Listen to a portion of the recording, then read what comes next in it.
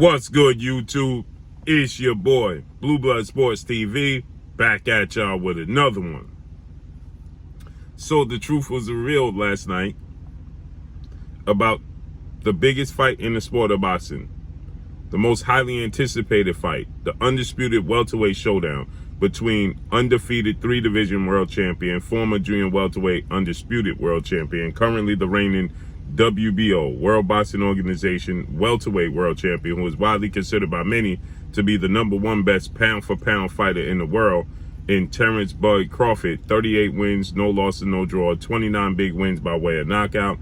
He is 35 years of age, 5'8" with a 74-inch arm reach, an undefeated unified 3-belt WBC, WBA, IBF welterweight world champion, superstar boxer, who is widely considered by many to be top 2, if not #1, definitely top 5 best pound-for-pound fighters in the world, in Errol Spence Jr. Errol Spence Jr.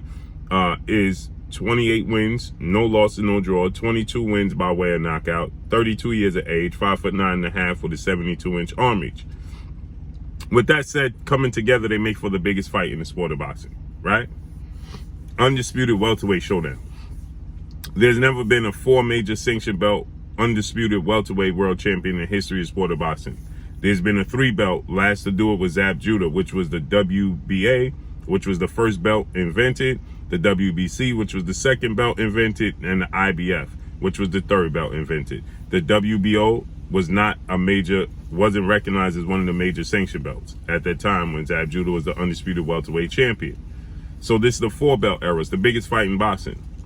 And Terence Crawford, he reveals last night that he told the PBC Premier Boxing Champion, founder and advisor Al Haymon, that they had 2 hedge funds that was willing to put up $25 million per fighter, which would be $50 million in total. And he's willing to take an 80-20 split on the back end, right, of the pay-per-views that it does, right? Which means he and Errol Spence would split the 80-20 pay-per-views on the back end. So you're going to get 25 million plus.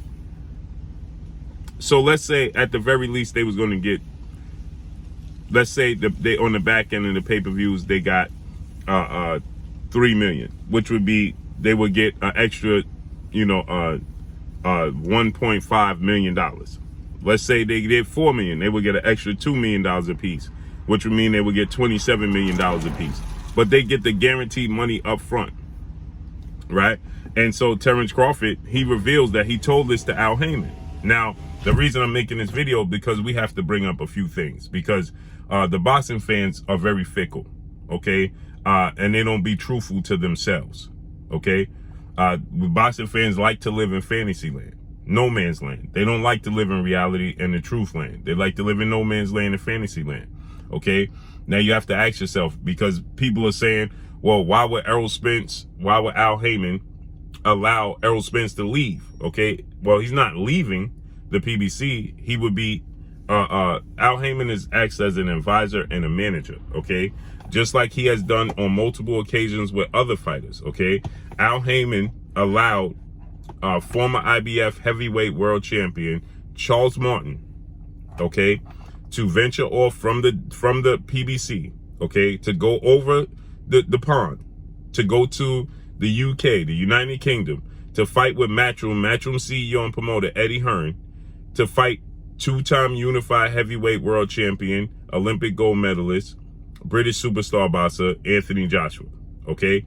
Al Haymon, instead of keeping the belt in-house, to allow Deontay Wilder, who was the WBC heavyweight world champion, okay, and is also a PBC fighter, okay, instead of allowing them or forcing them to fight each other in-house, okay, Al Haymon instructed Charles Martin to go ahead and get the bag because they was overpaying Charles Martin, okay? Anthony Joshua, now, Charles Martin, in January of 2016, he beat Glasgow via a technical decision, right? 3rd round technical decision. Now, he was losing the fight. Charles Martin came out of nowhere. He won the title, right? Technical decision. He won the IBF title, right? Okay. Charles Martin was supposed to fight Deontay Wilder, who was the WBC heavyweight champion. That would have been a unification bout for Deontay Wilder. That would have evened the playing field for Deontay Wilder and Anthony Joshua, right? But no, as Charles Martin told me here on this platform multiple times, that Al Haymon had advised Charles Martin to go ahead and get the bag over there with Anthony Joshua and Eddie Hearn, because he wasn't going to get a bag like that nowhere else.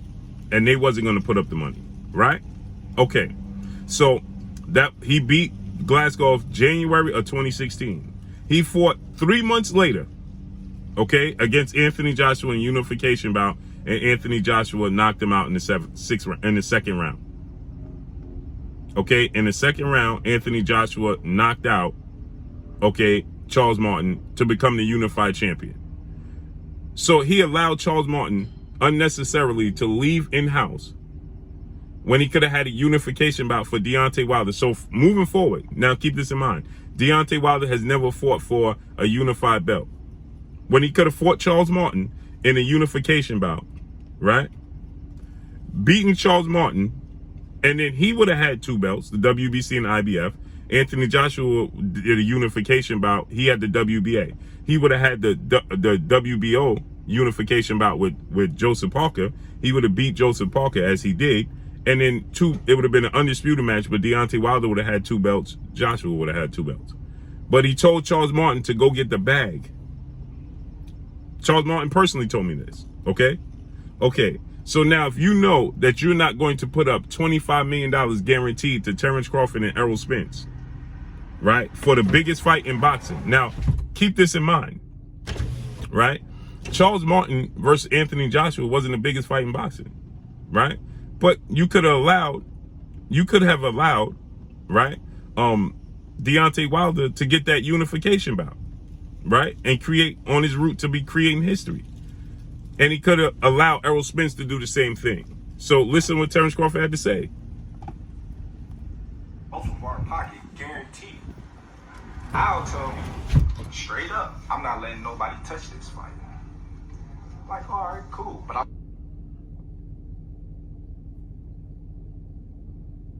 not 1, but 2. You know what I mean? 2 companies willing to put 20+ million in both of our pocket, guaranteed.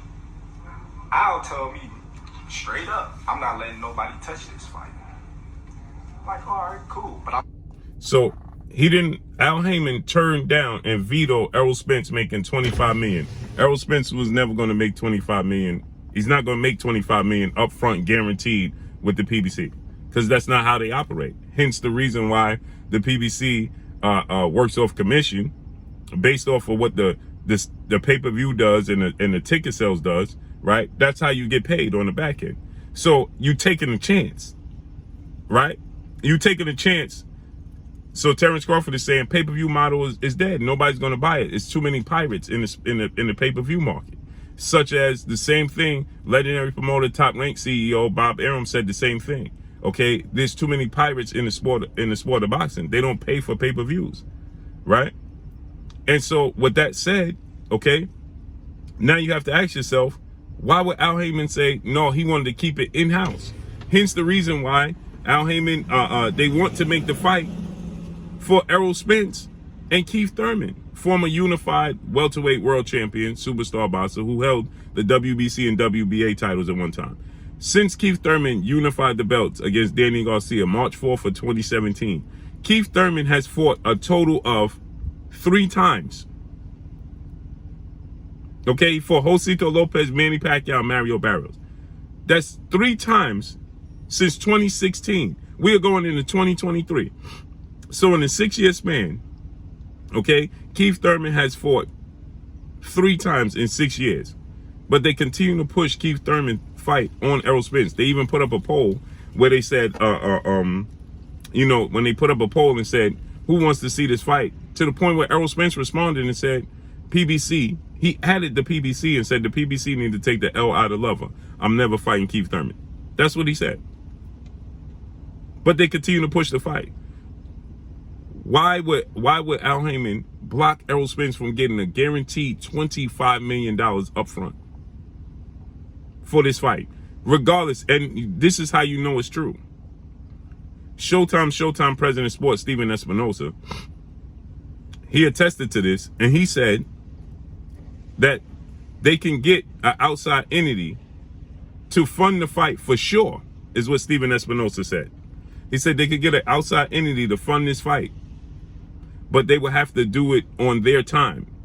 And it would probably be in Dubai or Saudi Arabia. And time is the issue, because we would have to be generous to their time because they're putting up the money for the purse. That's confirmation of what Terence Crawford had to say. Stephen Espinoza confirmed it. When Stephen Espinoza said, we definitely could have, that's definitely an option to get somebody to, fund the money up front, outside entity, right? And he stated that the only issue is we have to be working on their time. So again, they blocked the fight because of their own selfish reasons. If you're not putting up the purse, Stephen Espinoza or Al Haymon, then why does it matter the time and the location? Because it doesn't benefit you to the highest degree. That's why. That's why it doesn't benefit you to the highest degree. That's why they didn't want, Stephen Espinoza stated that he didn't want to take the option of going outside for somebody else to sponsor it, to pay for it, the hedge funds, because time is an issue and he don't want to stage a fight on his platform. It would still be on Showtime, right? On his platform, but the fight be at 4 or 5 o'clock in the evening. Well, Sugar Ray Leonard versus Tommy Hearns, biggest welterweight fight, one of the biggest fights in the history of the sport of boxing. It took place September 16th, 1981, which was a Wednesday. It was a Wednesday, but they got it done. A Wednesday, dead smack in the middle of the week, hump day. A Wednesday, the fight took place. A Wednesday, and it's still one of the biggest watch and historic fights in the history of sport of boxing. So you mean to tell me that if you have an outside entity paying $25 million to both fighters guaranteed up front, right? Like, we know this to be true because they did it with Anthony Joshua and Andy Ruiz. And they did it with Anthony Joshua on multiple occasions now. They even built a stadium quickly to stage Andy Ruiz versus Anthony Joshua rematch in Saudi Arabia. But it didn't help Al Haymon and Stephen Espinoza's pockets. That's why they didn't make this fight. And for everybody saying, well, why would Al allow him? He's done it before. He's done it with Andy Ruiz. He's done it with Mikey Garcia. He's done it with Charles Martin. Period. Right? And so why would he block Errol Spence from getting $50 million? Because guess what? When they offered Anthony Joshua $50 million to fight Deontay Wilder, we was all over it. We was all over it. Nobody was asking to see proof. As a matter of fact, when Eddie Hearn said that he wanted to see proof of funds, everybody was all over Eddie Hearn for saying he wanted to see proof of funds. Amazing, isn't it? So that's why you don't have the biggest fight in the sport of boxing before you, period. And that's all I got for y'all. Make sure you hit the like button. Drop a comment in the comment section. Let me know what y'all think. Y'all already know what it is. It's your boy Blue, Blue Blood Sports TV. Hate, like, comment, and subscribe. You haven't subscribed, hit the subscribe button, hit the like button, hit the bell icon to get all the new notification. Follow me on Instagram at Blue Blood Sports TV, all one word. Y'all already know what it is. Shout out to the entire LDBC. Shout out to Black Media Raw. Make sure you like and share these videos. That's all I got for y'all. Peace.